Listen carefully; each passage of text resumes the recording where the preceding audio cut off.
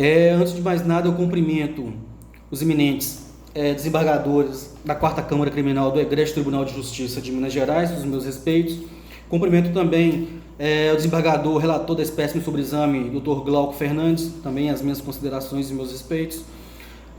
Cumprimento também os demais serventuários do Tribunal de Justiça de Minas Gerais, onde que por meio deles facilitam o acesso do jurisdicionado ao Poder Judiciário, inclusive marcando essa sessão em época da pandemia. Também os meus respeitos.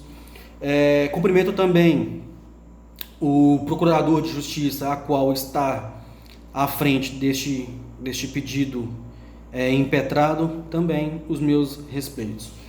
Bom, este pedido de habeas corpus está sendo impetrado pelo paciente Bruno Rodrigues da Silva, onde ele é acusado ilegalmente pelo Ministério Público do Estado de Minas Gerais por em tese, praticar os delitos de posse de arma de fogo de uso permitido e tráfico ilícito de entorpecentes.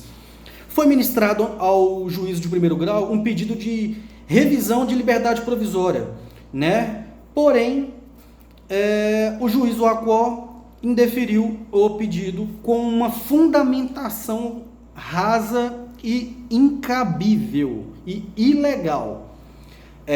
Como eu havia dito antes, o paciente está sendo acusado pelo Ministério Público por praticar o crime de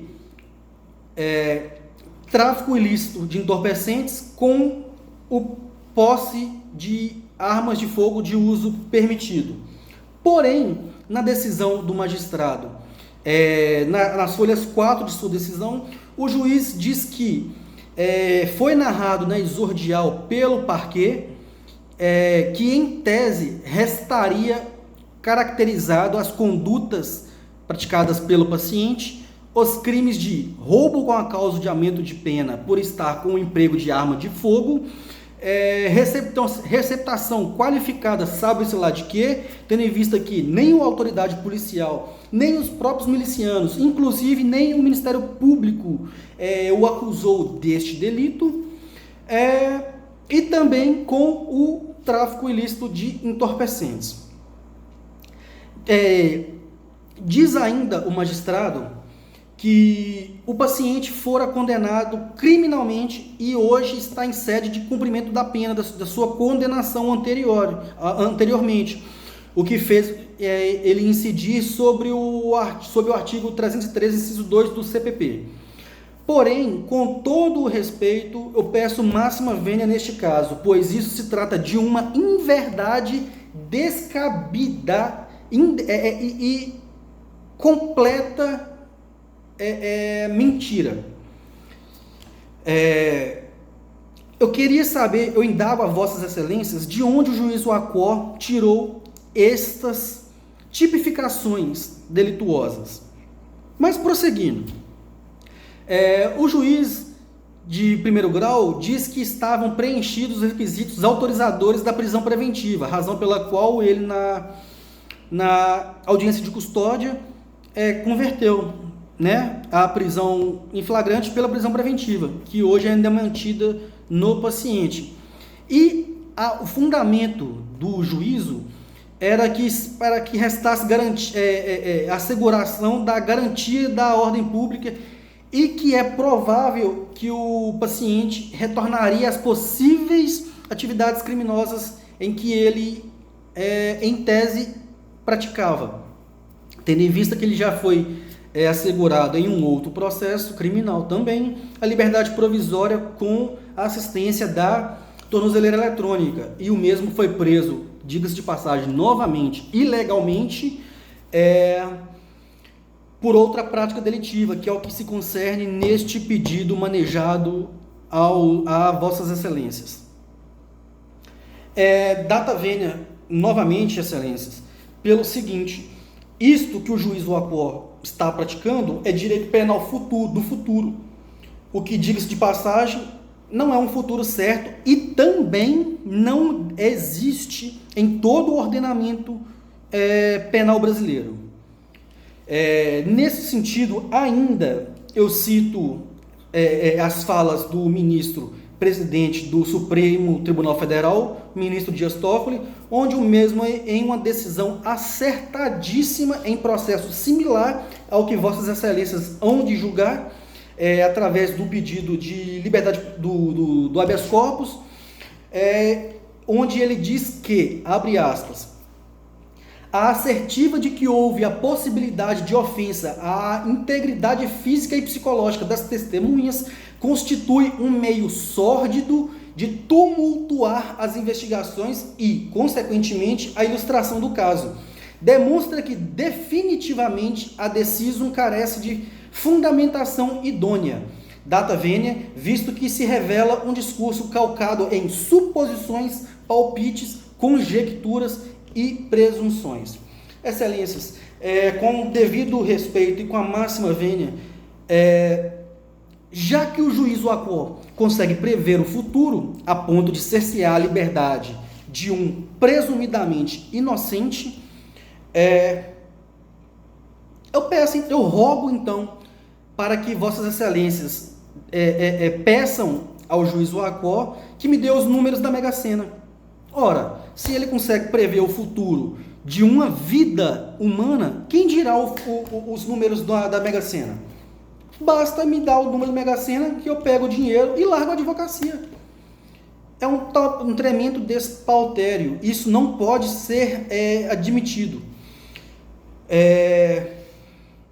Caso contrário, se o juiz Oaquó não queira passar o número da Mega Sena, ou não consiga descobrir o número da Mega Sena antecipadamente, então que peça para que o assessor dele seja exonerado e que se contrate um avidente, pois isso, novamente, com o máximo respeito, isso é futurologia, excelências. Isso não pode ser aceita. Isso se trata de uma vida que está sendo trancafiada em um local insalubre e de extrema, mas extrema precariedade, que são os nossos sistemas prisionais. Novamente, excelências, eu ressalto, não há empiricamente como comprovar que o paciente é culpado de todas essas acusações, pois sequer teve a instrução criminal. Se não há instrução criminal e o mesmo está sendo apenas acusado, ele deve ostentar em suas costas a conduta da primariedade delitiva, uma vez que mesmo discordando de que o juízo de primeiro grau disse, o mesmo não possui sequer condenação criminal transitada em julgada. Por que, agora eu indago a Vossas Excelências, o porquê que a presunção de inocência deve prevalecer para uns e para outros não? Isso não é cabível. Isso é uma afronta à Constituição Federal e também ao Código de Processo Penal brasileiro. Não existe no direito penal, novamente, excelências, eu tenho que bater nessa tecla, não existe no direito penal brasileiro o direito penal do futuro.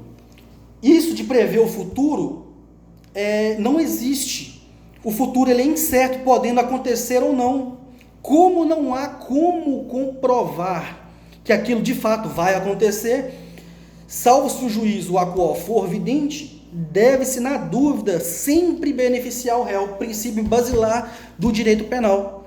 Na dúvida, sempre absolverá o réu. Porém, no caso, em apreço, peço que, atendendo a mais lídima justiça, que seja concedido a ordem neste habeas corpus.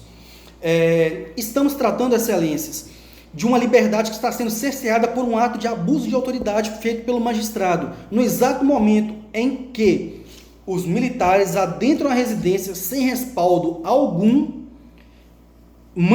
prende o paciente, leva para o delegado de polícia, o delegado de polícia ratifica a prisão, manda para o Ministério Público ainda carecendo de toda a fundamentação idônea, oferece a denúncia e o juízo, além de receber a denúncia, ele ainda não concede o pedido de revisão de liberdade provisória manejada por este causídico.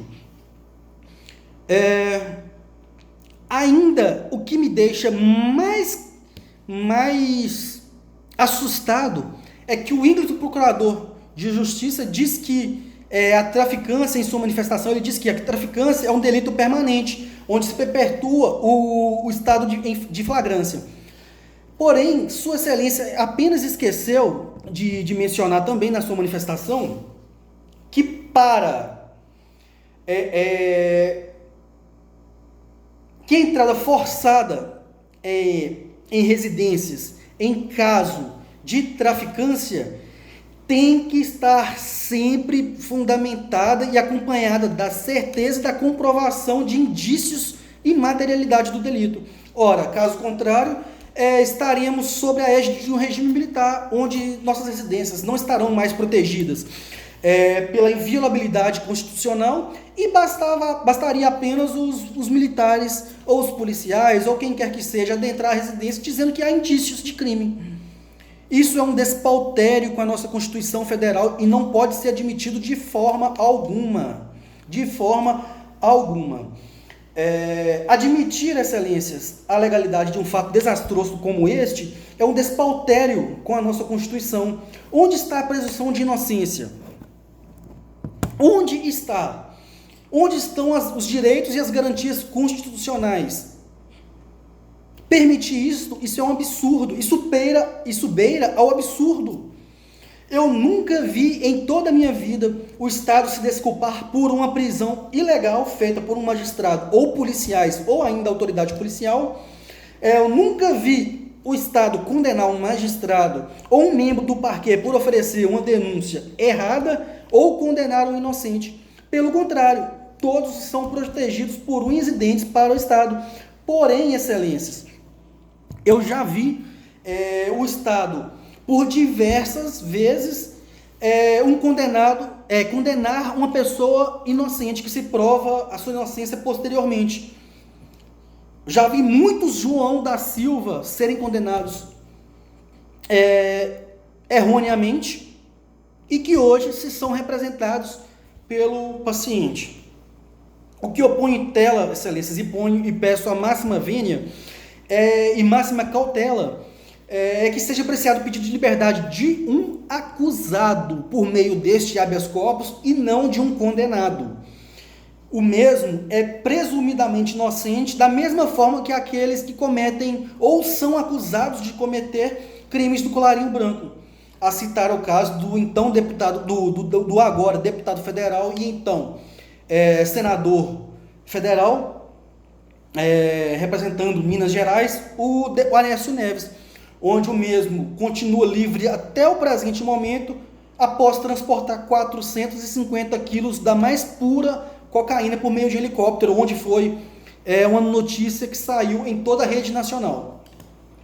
Existe um ditado popular que diz que de noite todos os gatos são pardos, e o que eu vejo no presente momento é a discrepância entre processos criminais de fulanos e beltranos, o que é muito fora do normal. A palavra do policial é irretocável, a citar o depoimento de todos os policiais que, diga-se de passagem, foram copiados e colados à sua oitiva, o que eu peço novamente a máxima vênia, porque isso não pode ser admitido. Um fato que um policial narrar, em suas palavras, podem tanto beneficiar como prejudicar a defesa. Isso é também um meio de cerceamento de defesa, porque um fato que deixam de passar ou que é narrado a mais pode inocentar ou condenar um acusado. É literalmente impossível, excelências, que 3 ou 4 pessoas, 2, 3 ou 4 pessoas prestam o mesmo depoimento da mesma maneira, com as mesmas palavras. Isso não tem justificativa, ainda que dizem que possa ser para dar celeridade nos andamentos das investigações ou ainda num processo judicial. Ora, ninguém pode, em sã consciência, ser prejudicado por conta de uma ineficiência do Estado. Se não há mais policiais militares nas ruas, em que precisa de copiar e colar suas próprias manifestações para poder dispensar eles logo, que se faça novo concurso. Se não há mais delegados de plantão suficiente para poder colher essas oitivas, que se contrate mais ou que se faça mais concursos, e assim sucessivamente de todos os funcionários responsáveis por conduzir uma investigação ou uma oitiva. Nenhuma pessoa pode ser prejudicada por conta da ineficiência do Estado. O juiz Oacó ainda fundamentou a decisão da conversão da prisão, dizendo que no processo há a comprovação do abalo à ordem pública. Neste caso, excelências, eu peço licença para poder citar uma frase do excelentíssimo doutor Hércio Quaresma, um dos maiores criminalistas, uma das maiores mentes brilhantes que conduzem a uma defesa criminal, onde o mesmo diz que, abre aspas, para se abalar a ordem pública é necessário que os holofotes estejam voltados para o caso, o que não ocorre, portanto, este argumento não merece prosperar. Excelências, relembrando ao caso do senador da República, os holofotes estavam voltados para ele, porém, para o paciente, não estão voltados para ele. Pelo contrário, ninguém sabe a existência deste paciente. Ainda, quaisquer outros argumentos, como ser necessária a manutenção da prisão para garantia da instrução criminal, não merece também prosperar, porque é possível que se decrete a prisão da pessoa a qualquer momento, o que ocorreu com o paciente. Primeiro ele estava em liberdade provisória concedida e depois, posteriormente, foi decretada a sua prisão. Depois, novamente, ele foi preso e também teve a sua prisão convertida. Para não delongar mais, o que eu peço é que seja respeitado, excelências, a rigor a nossa Constituição Federal e seus princípios, bem como o nosso Código Processual Penal. Eu ressalto novamente que vossas excelências detêm um poder muito grande em suas mãos. Poder este que é capaz de destruir a vida de uma pessoa e, de igual modo, detém também um poder que não digo para salvar, mas eu digo sim para fazer a mais lídima e pura justiça, o que eu busco neste presente momento. Peço desculpas por meus eventuais excessos e o meu muito obrigado. Que se faça justiça por meio da concessão desta ordem.